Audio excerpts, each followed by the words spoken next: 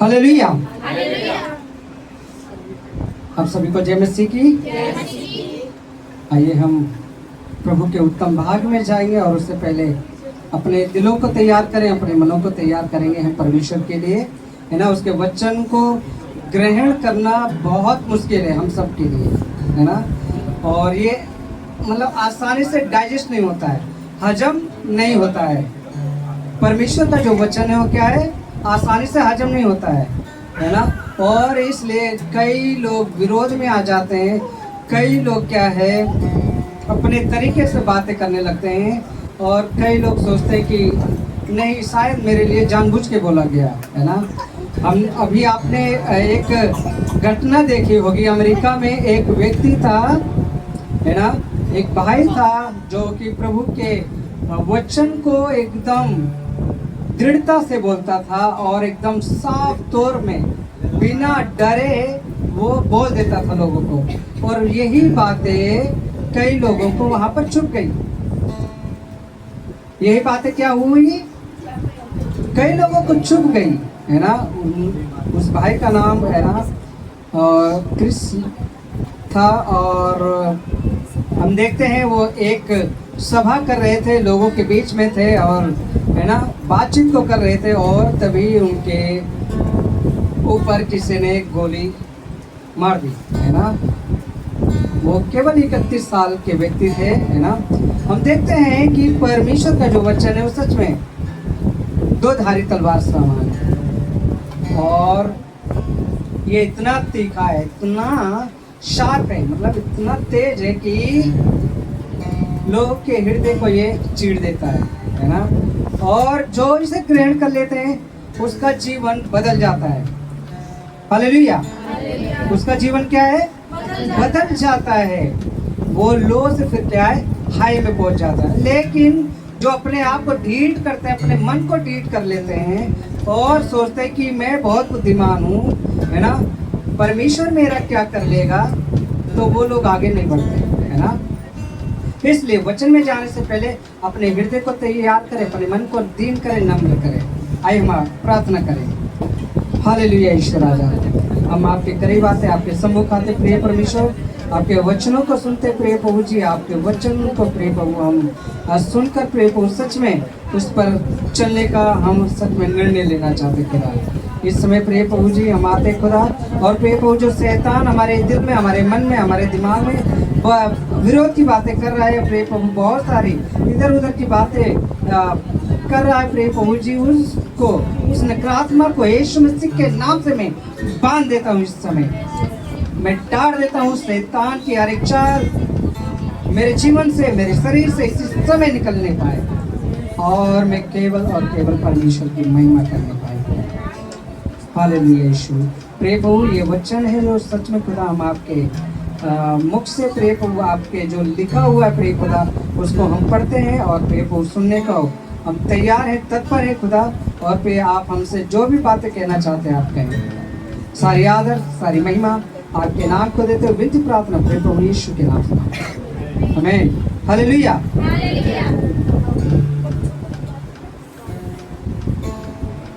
आज का जो मेरा शीर्षक है जो वचन का, वो है सच्ची बलिदान क्या है। सच्ची बलिदान क्या है, तनिषा, सच्ची बलिदान क्या है? इधर ध्यान देंगे सभी लोग, है ना। आपने शायद कैन और हाबिल की कहानी को सुना होगा। कैन और हाबिल की कहानी आपने सुना है, और ये हम उत्पत्ति की पुस्तक में पढ़ते हैं, बाइबल की पहली पुस्तक, है ना, जिसमें परमेश्वर ने सृष्टि की रचना की, सभी चीजों की रचना की, और हम मनुष्य को भी बनाया, यानी हमारे पूर्वज को पहले बनाया, आदम और हव्वा को, है ना। हम देखते हैं यहाँ पर कि जब परमेश्वर ने आदम और हव्वा को बनाया और परमेश्वर की योजना को उन्होंने छोड़ दिया, अपने तरीके से चलने की कोशिश की, और इस कारण से वो क्या है, परमेश्वर की दृष्टि से दूर हो गए, है ना। परमेश्वर की दृष्टि से दूर हुए, फिर भी परमेश्वर ने उनकी क्या है, सहायता की, उनका ध्यान रखा और उनके द्वारा कैन और हाबिल का जन्म हुआ। हालेलुया, है ना। और जब कैन और हाबिल बड़े हुए, है ना, और एक क्या बना, चरवाहा बना, और एक क्या बना, किसान बना। हालेलुया,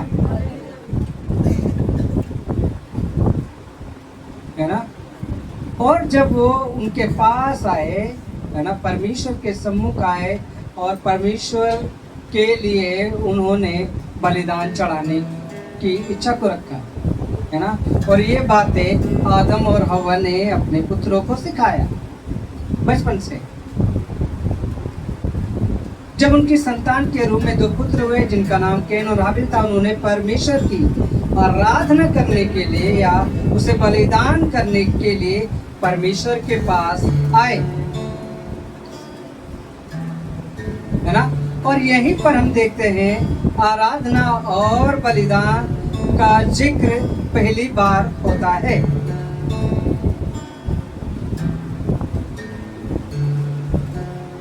क्योंकि कैन एक किसान था, इसलिए उसने परमेश्वर को भेंट और बलिदान के लिए अपने खेत की कुछ फसल लेकर परमेश्वर के सम्मुख आया, है ना। और दूसरी तरफ हम देखते हैं हाबिल जो भेड़ बकरियों को चराता था, जो एक चरवाहा था, उसने भेड़ों की चर्बी से, है ना, अच्छे पहलोटे भेड़ बकरियों के बच्चे को परमेश्वर के लिए चढ़ाने को आया। हालेलुया, है ना। हमने क्या देखा, कैन जो खेती करता था, उसने क्या है, अपने फसलों में से कुछ लेके आया। ध्यान देना, कुछ फसल लेके आया, कुछ बलिदान लेके आया, है ना। और दूसरी तरफ हम देखते हैं हाबिल को, वो अपने भेड़ बकरियों में से, है ना, अच्छी चर्बी वाले और अच्छा जो मेमना है उसको परमेश्वर के लिए बलिदान करने के लिए लाया।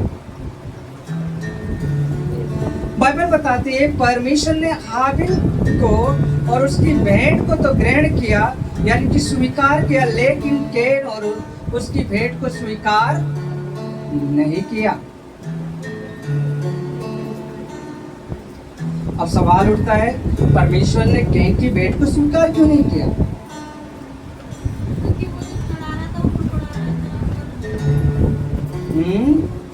ये भी हो सकता है।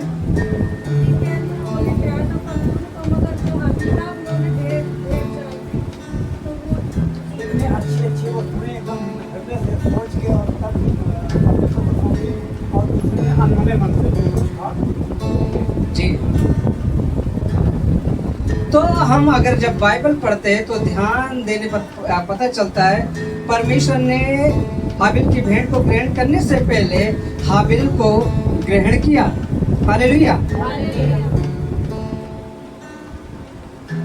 जब आप कलीसिया में आते, जब आप उसकी उपस्थिति में आने को तैयार होते हैं, है ना, ये आपके ऊपर परमेश्वर देखता है कि आप किस हृदय के साथ, किस दिल के साथ परमेश्वर के सम्मुख आ रहे हैं। हालेलुया।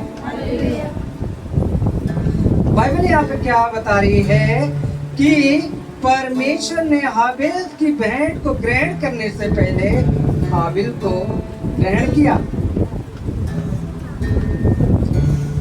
हमारी भेंट से बढ़कर, है ना, परमेश्वर हमारे जीवन को, हमारे चरित्र को, हमारे मन को, हमारे तौर तरीके को, हमारे चाल चलन को, उस चीजों पर रुचि रखता है। हालेलुया।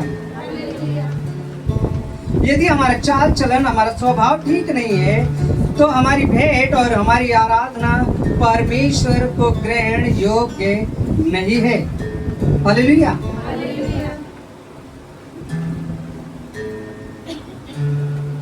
हाबिल का स्वभाव अच्छा था, उसने बेस्ट सबसे बढ़िया और उत्तम बलिदान चढ़ाया।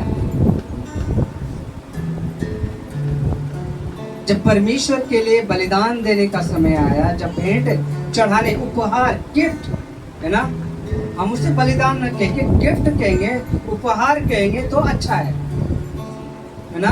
परमेश्वर हम सब के जीवन में इतनी उत्तम वस्तुएं देता है, इतना हमारे जीवन को संवारता है, हमारे जीवन को बेहतर करता है ना।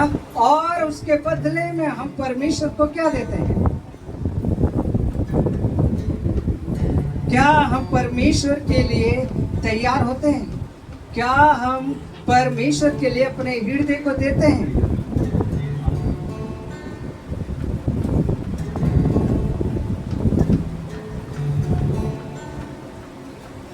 जब हमारा स्वभाव, है ना, हमारा चाल चलन, हमारा व्यवहार, हमारा बोल चाल, हमारा तौर तरीका उत्तम होगा, तब वो परमेश्वर हमसे खुश होगा। हालेलुया। हम देखते हैं कैन और हाबिल गिफ्ट लेके परमेश्वर के पास जाने वाले थे, है ना। और कैन जो है अपने खेत में से जो चीज ऐसे पाया उठा के बस बोला परमेश्वर के लिए तो है, देना ही तो है, वो कौन सा खाएंगे। परमेश्वर को हमारी वस्तुओं की जरूरत नहीं है, इस बात पर ध्यान। वो हमारे देने के तरीके, हमारे देने के हृदय को अधिक पसंद करता है। हालेलुया। और वही हाबिल जो है, उसने सोचा मैं परमेश्वर के लिए उत्तम से उत्तम चीज लेके जाऊंगा। मैं क्या ढूंढूं, मैं क्या सोचूं कि मैं परमेश्वर को उत्तम चीज दूं। मेरा बेहतरीन चीज क्या है जो मैं परमेश्वर को दूं। और वही कैन जो क्या है, देख रहा, हाँ ये चीज मिला चलो उठा ले, वो चीज मिला चलो उठा ले।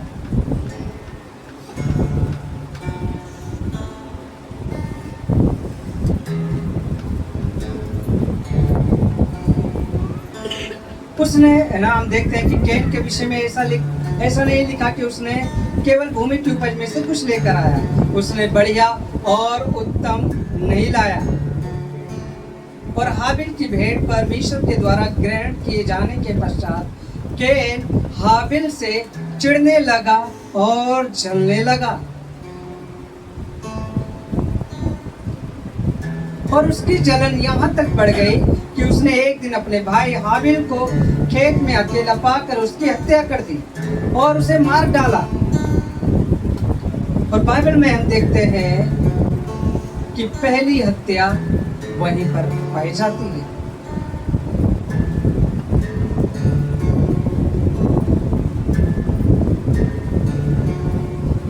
हम देख सकते हैं कि दोनों आराधना करने गए थे, लेकिन सही रीति से आराधना करने से, है ना, या भेंट देने से पहले, है ना, उनका जो हृदय था वो सच्चा नहीं था। उनका जो उपहार देने का तरीका था वो परमेश्वर को पसंद नहीं आया। केवल और केवल हाबिल के, है ना, तरीके, उसकी सोच, उसके विचार जो परमेश्वर के लिए था, उन चीजों को परमेश्वर ने ग्रहण किया।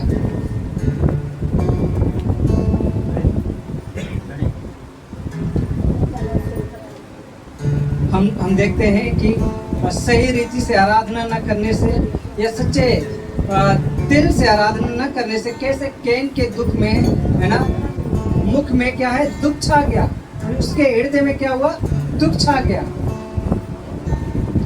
उसने जब देखा कि परमेश्वर ने उसके भेंट को क्या बोला, साइड कर दिया या वहीं रख दे बस।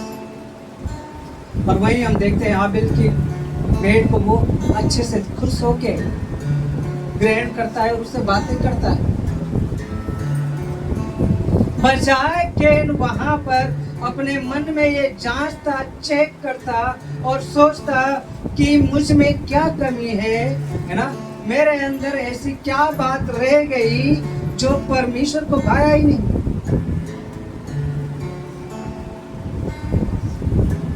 ऐसे हमारे प्रतिदिन के जीवन में भी हमारे माँ बाप, हमारे भाई बहन जो हमसे बड़े होते हैं, है ना, या हमारे जो हमारी चिंता करते हैं, हमें देखते हैं कि वो किसी गलत रीति में न जाए, वो जब हमें समझाते हैं, सिखाते हैं, बताते हैं, बजाय इसके कि हम उसे स्वीकार करें, ग्रहण करें और सोचें कि मुझ में कमी क्या है, हम क्या है ठुकराने लगते हैं। हम नाराज हो जाते हैं अपने माता पिता से या अपने भाई बहन से। हम सोचने लगते हैं कैसे बोल दिया, कैसे हिम्मत हुई बोल दिया मेरे बारे में। अपने मन में बहुत सी, जब शैतान उनके मन को घेर लेता है तो फिर उनके जीवन में क्या है, अंधकार ही आ जाता है। कैन का उदाहरण देख रहे हैं। बजाय परमेश्वर के उस बातों को वो सोचता और देखता कि मुझ में कमी क्या है या मेरे अंदर क्या बातें थी जो परमेश्वर को नहीं भाया, वो क्या है अपने अंदर कुड़कुड़ाने लगा, जलन रखने लगा, क्रोधित होने लगा।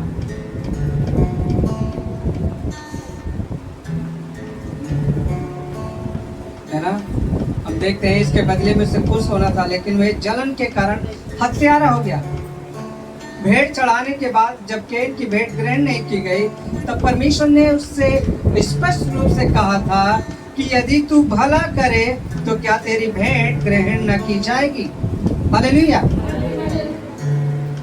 और यदि तू भला ना करे तो पाप द्वार पर छिपा रहता है और उसकी लालसा तेरी ओर होगी और तू उस पर प्रभुता करेगा।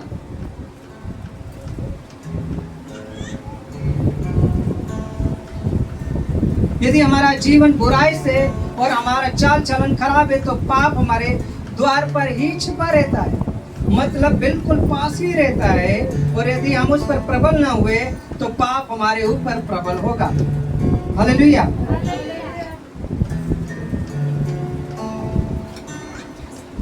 हम एक और उदाहरण देखते हैं, है ना, जो कि बलिदान के अर्थ को बताता है। और ये राजा दाऊद की कहानी।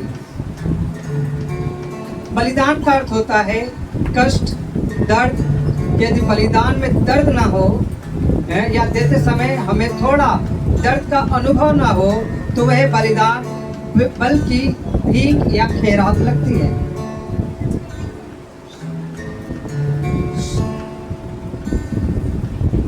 है ना, और जब ये बातें भीख या खैरात लगती है जो किसी को भी पसंद नहीं होती। एक बार जब राजा दाऊद को राजा ओरनान ने परमेश्वर की आराधना करने के लिए अपने देश में बुलाना चाहा और बुलाया, है ना, तो वहां राजा दाऊद जाने पर राजा ओरनान ने कहा जो कुछ चाहिए परमेश्वर की आराधना करने के लिए, बलिदान या स्थान या वेदी, मैं सब कुछ तैयार करके दूंगा तुझे।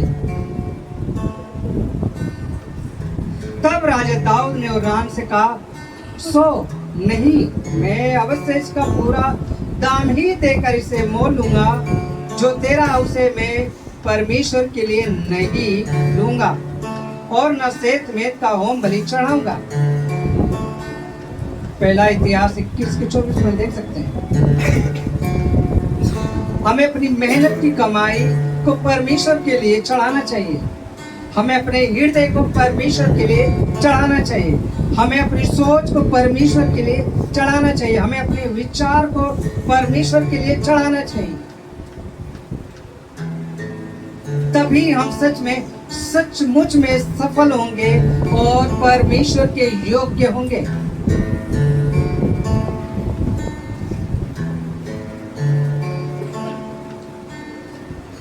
लेवी व्यवस्था 1:3 में लिखा है, यदि वह गाय बैलों में से होम बलि करे तो निर्दोष नर मिलाप वाले तंबू के द्वार पर चढ़ाए कि यहोवा उसे ग्रहण करे।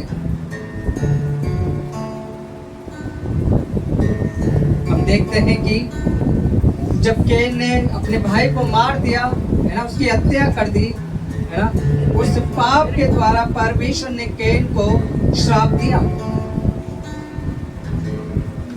जलन से अपने भाई की हत्या करने के कारण कैन को परमेश्वर के क्रोध का सामना करना पड़ा। और परमेश्वर ने कहा, इसलिए अब भूमि जिसने तेरे भाई का लहू तेरे हाथ से पीने के लिए अपना मुंह खोला है, उसकी ओर से तू शापित है। चाहे तू भूमि पर खेती करे तो भी उसकी पूरी उपज फिर तुझे न मिलेगी, और तू पृथ्वी पर बहुतेरू, है ना, या बहेतू या भगोड़ा होगा। उत्पत्ति 4 का 11-12 में इस प्रकार लिखा है। कैन को अपने ही देश, अपने ही घर, अपने ही जमीन को छोड़कर भागना पड़ा। वे जीवन भर भगोड़ा कहलाया।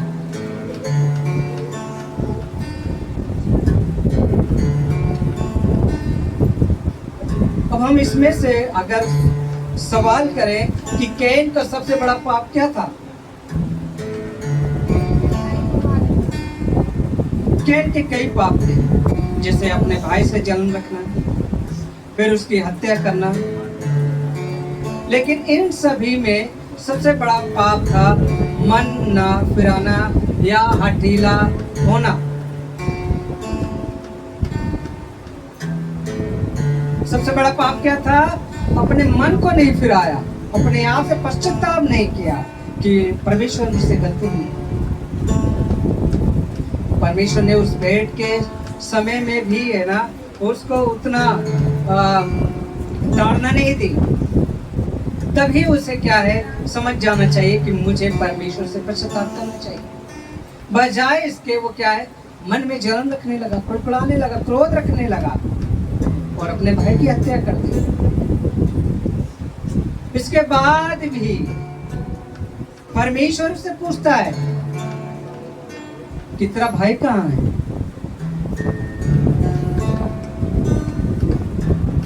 कैन क्या कहता है? क्या मैं उसका रखवाला हूं क्या? मैं उसका चौकीदार हूं क्या? मुझे क्या पता है? परमेश्वर तो जानता है। उसने कहा, देख, है ना, उसका लहू उस भूमि से चीख के पुकार के कह रही है कि तूने हत्या की। उसके पसीने छूटे।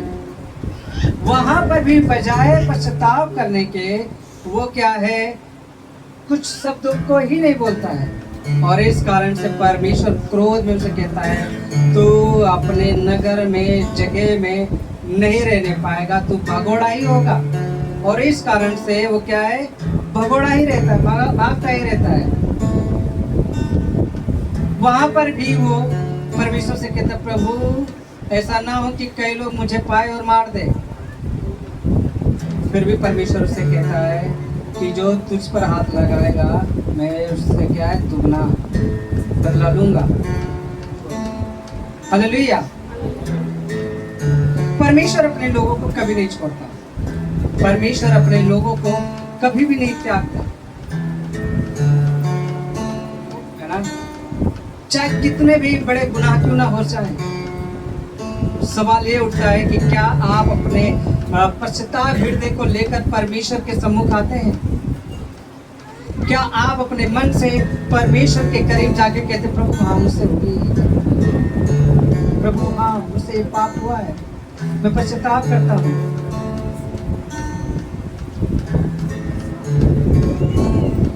नए नियम में हम देखते हैं, है ना, एक स्त्री पर सारे यहूदी लोग, फरीसी लोग, सदूकी लोग क्या है, पत्थरवार कर रहे थे, मार रहे थे। वहां पर यीशु भी पहुंचा। वहां पर क्या है, यीशु भी पहुंचा और उसे फंसाने के लिए उससे सवाल करने लगे कि तू क्या कहता है? हमारे नियम में तो ये लिखा है कि ऐसी स्त्री को जो व्यभिचारिणी है और पाप में है, उसे क्या है, पत्थर से मार दिया जाए। यीशु ने कहा, तुम में से यदि जिंदगी में किसी ने भी पाप नहीं किया हो, वही पत्थर मारे। सभी लोग चले जाते हैं। और आखिरी में यीशु क्या कहता है उस स्त्री से? जा, है ना, इनमें से किसी ने नहीं तुझ पर हाथ लगाया और मैं भी तुझे क्षमा करता हूँ। आज के बाद क्या बोलता है, आज के बाद दोबारा पाप ना करना। मेरे प्रियो, परमेश्वर सच में हमारे हृदय को जांचना चाहता है। वो हमारे हृदय को, हमारे दिल को क्या है, चेक करता है कि ये मेरी ओर फिरता है कि नहीं, ये अपने दिल से मुझे वो समय देता है कि नहीं, वो प्रेम करता है कि नहीं।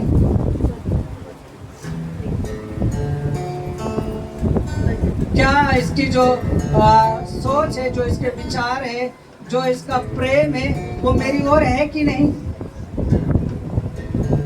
और जब हम हाबिल की तरह परमेश्वर की ओर रहते हैं, परमेश्वर को सच्चा बलिदान देते हैं, उसे समय देते हैं, है ना, और उसके लिए हम कुछ भी करने के लिए तैयार होते हैं। किसी भी चीज की कमी हो कलीसिया में लोगों की, है ना, हमेशा तैयार रहते हैं। ये सोचकर बाइबल कहती है कि जब तुम मनुष्य के लिए करते हो कोई भी काम, कोई भी चीज, कोई भी बात, ये सोच कर करना कि तुम परमेश्वर के लिए कर रहे हो। हालेलुया। कई लोग है ना ऐसे सोचते हैं कि अरे इतना काम करा लिया मुझे, या मुझे यहाँ बुला लिया, या मुझे वहां भेज दिया, मन में कुड़कुड़ाहट आने लगती है। लेकिन इस बात को सोचे कि तुम मनुष्य के लिए नहीं करते, तुम परमेश्वर के लिए करते हो। हालेलुया। और ऐसा हृदय परमेश्वर को बहुत भाता है। हम देखते हैं, है ना, कि जब बलिदान का समय आया, जब उपहार देने का समय आया, है ना, हम देखते हैं कि किस उन दोनों में से किसने अपने उत्तम से उत्तम चीजों को लाकर परमेश्वर के सम्मुख पेश करने की कोशिश की। अपने हृदय को कठोर न करें, है ना, और इस विचार या इस सोच में न रहे, अरे आज नहीं तो कल मैं परमेश्वर को समय दूंगा, आज नहीं तो कल मैं परमेश्वर के लिए जागूंगा, आज नहीं तो कल मैं बाइबल पढ़ लूंगा, आज मेरा सब कुछ अच्छा है, ठीक है, मछली में रखने दो, जब दुख आएगा तब मैं परमेश्वर के आगे नोक करूंगा। कल मैं जतिन से बात कर रहा था, है ना, परमेश्वर ने मेरे मन में बातें की और मैं किचन से घूम के उसके पास गया। मैंने बोला कि परमेश्वर को उत्तम दो, परमेश्वर को समय दो, परमेश्वर से प्रेम करो। अभी तुम्हारा क्या है, परमेश्वर के बीच क्या है, सिर्फ हाय हेलो का ही है। तुम्हारा अभी रिश्ता नहीं जुड़ा है परमेश्वर के साथ। ऐसा मेरे मन में आया और इसलिए मैंने जतिन को बोला, है ना। यही बात है, पवित्र आत्मा अगुवाई करती है, और जब कोई आपके अगुवे, आपके बड़े आपको प्रभु के बारे में अच्छे से दिशा दिखाते हैं तो उसे स्वीकार करना है, ग्रहण करना है और सच में तुरंत पश्चाताप करना है परमेश्वर के सम्मुख, परमेश्वर के आगे घुटने टेकने, है ना, और सोचना है कि मैं परमेश्वर के लिए ऐसा क्या उत्तम दूं। चेक करना है कि कहीं कैन की तरह मैं भी ढीठ तो नहीं हूँ, या मैं कैन की तरह जिद्दी तो नहीं हूँ, या कैन की तरह मैं कलीसिया जा रहा हूँ सिर्फ ऐसे ही, कलीसिया में आके बस संसारिक गाने चला रहा हूँ, फालतू की रील देख रहा हूँ। बजाय आकर अपने हृदय को चेक करे और परमेश्वर से प्रार्थना करे, हाँ प्रभु आज मैं आया हूँ, आज मैं आपसे बात करना चाहता हूँ, मैं आज आपसे मिलने आया हूँ, प्रभु आप मुझसे बातें करें। आपके जीवन में कुछ तकलीफ है, कुछ परेशानी है ना, कोई दिक्कत है, परमेश्वर है, प्रभु मैं टूटा हुआ हूँ, प्रभु मेरे जीवन में ये बातें हो रही है, मुझे कुछ समझ नहीं आ रहा है, आप मुझसे बातें करें। बजाय शैतान के बहकावे में आके अपने हृदय को जिद्दी करने के, है ना, और उसके ढीठता में बढ़ने से अच्छा है परमेश्वर के सम्मुख तुरंत घुटना टेके और प्रार्थना करें, बजाय इसके कि हम कहने में बहुत बुद्धिमान, मुझे ज्यादा ज्ञान पता है। परमेश्वर के सम्मुख जाए, परमेश्वर सब कुछ जानता है। बाइबल कहते हैं कि मनुष्य तो केवल सिर्फ बाहरी रूप को दिखाता है या देख सकता है, लेकिन परमेश्वर हमारे दिल को जांचता है और चेक करता है कि हमारा हृदय क्या है, किसके लिए क्या है। हालेलुया।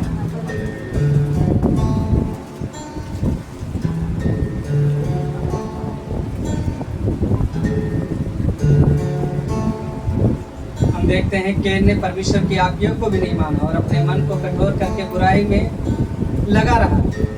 परमेश्वर नम्र और दीन लोगों पर अनुग्रह करके उन्हें शिरोमणि बनाता है, लेकिन घमंडियों का सामना करता है और उन्हें दंड देता है। हालेलुया। बाइबल कहती है कि मैं नहीं कह रहा, बाइबल कह रही कहता है घमंड से चढ़ी हुई आंखें मुझे बिल्कुल भी पसंद नहीं, बिल्कुल भी पसंद नहीं, है ना।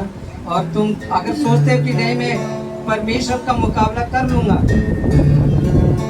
है ना, मैं कैसे ना कैसे चतुराई दिखा के परमेश्वर को हरा दूंगा, ऐसा समय आएगा कि फिर आप पछताएंगे, है ना। और जब वो पछताएंगे उस समय देर होगी। जब परमेश्वर की आराधना करते हैं या उसके लिए उपहार लाते हैं, है ना, अपने हृदय को लाते हैं, अपने मन को लाते हैं, है ना, अपने शरीर को उठा के इस कलशे में जब लेकर आते हैं, है ना, तो परमेश्वर उसी समय हर एक के दिल को देखता है कि ये किस मन से प्रभु मेरी उपस्थिति में आया है ना, या इसका दिल कहाँ है, इसका मन कहाँ है, इसका दिमाग कहाँ है। बाइबल कहता है कि जब हम उसके पास आते हैं सच्चे हृदय के साथ, सच्चे मन के साथ, बाइबल कहती है वे तेरे अन्न और जल में आशीष देगा और हमारे घर को क्या है बसाएगा। हालेलुया। लेकिन जब हम आराधना को, है ना, और परमेश्वर की सेवा हल्की बात समझते हैं तो हमारे जीवन में श्राप आ जाता है। हमारे अंदर यदि किसी के प्रति जलन है, वो जलन हत्या जैसे, है ना, या ऐसे जो परमेश्वर से दूर ले जा रही है ना, हमें पाप के अंधकार में ढकेल रही है, ये समय है कि तुरंत वापस आ जाना है। इस श्राप का ये भी असर हुआ कि कैन जितना भी मेहनत का फल या उसका प्रतिफल, उसको मेहनत की, उसका क्या प्रतिफल उसे मिला ही नहीं। उसने बोला तू खेती करेगा लेकिन उसका पूरा फल नहीं पाएगा।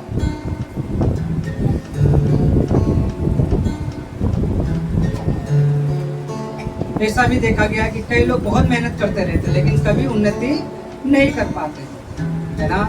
सुसमाचार ये है कि हमारा परमेश्वर जो आत्मा है वो हमें अर्थात आत्मा और सच्चाई से आराधना करने वालों को ढूंढता है, जैसा कि प्रभु यीशु मसीह ने कहा यूहन्ना 4:24 में। परमेश्वर के प्रेम और अनुग्रह को ठुकराना ही सबसे बड़ा पाप है।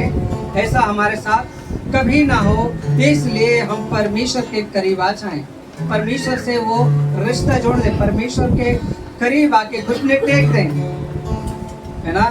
नहीं तो शैतान तुम्हें क्या है अपने आगे झुकाएगा, अपनी आराधना करवाएगा। तो ये चुनाव आपके ऊपर है कि आप किसकी आराधना करना चाहते हैं, है ना। आप किसके लिए अपने दिल को रखना चाहते हैं। आपका उत्तम भेंट क्या हो सकता है परमेश्वर। ये समय है कि हम अपने आप को जांचें और चेक करें कि हम परमेश्वर के योग्य चाल को चलते हैं कि नहीं, हम परमेश्वर के योजना को पूरी कर रहे हैं कि नहीं, या हम सिर्फ दिखाने के लिए कलीसिया में आते हैं या संगति में शामिल होते हैं। इस समय है कि हम अपने आप को जांचें।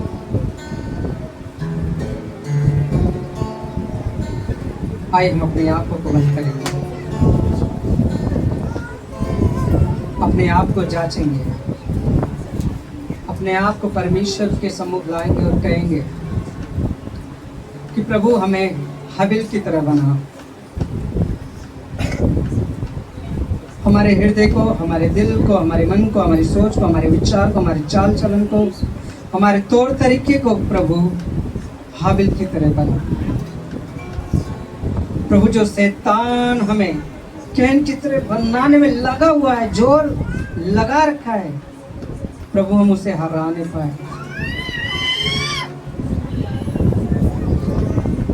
हम कैन की तरह जलन न रखें, चिड़चिड़ापन न रखें, क्रोध न रखें, घमंड न रखें, क्योंकि प्रिय प्रभु ये आपको भाता नहीं है।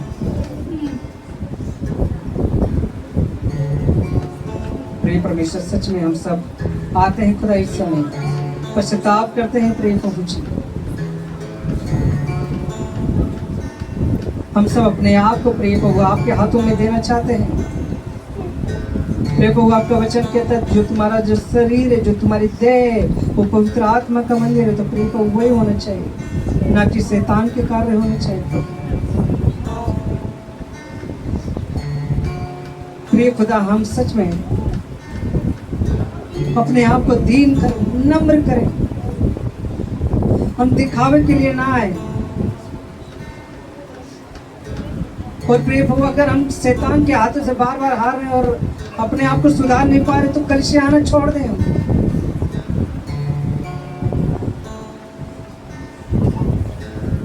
बजाय टाइम पास के हम परमेश्वर आपको सच्चे दिल से महिमा देने पाए।